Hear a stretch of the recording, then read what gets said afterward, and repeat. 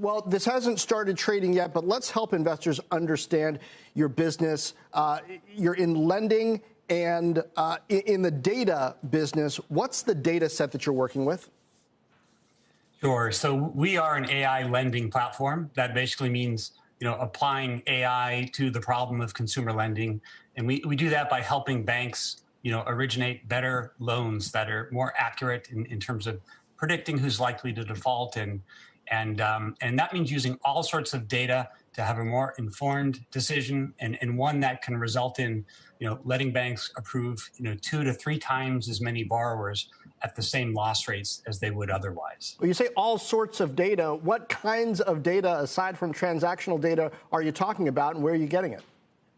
Yeah, so the data is very broad. It certainly means all the sort of traditional data you would get from a credit report. We use hundreds and hundreds of variables there. It also can mean where somebody's employed, the industry they're in, their background with respect to education. So there's more than 1,600 variables in our model, which is fairly unprecedented in lending to use such a broad amount of data, but it gives you a much better lens onto the consumer, and in the end helps you be much more accurate in predicting if and when they may default on a loan. That is fascinating.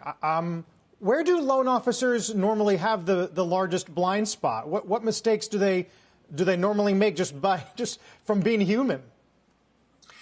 Yeah, well, a lot of times it's been digitized. It's not, historically it was somebody sitting across, at a bank, sitting across the desk from you, asking you questions.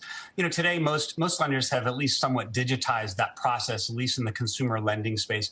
But literally, they're just using a handful of variables. You can think of your credit score, maybe how many credit lines you have open, if you have any defaults or delinquencies.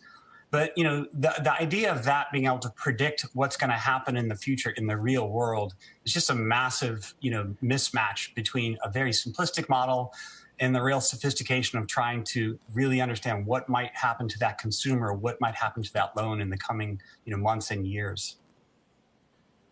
So as we look at the current universe of delinquencies, charge-offs, reserves, the things that go wrong in lending, how much lower can that number potentially get?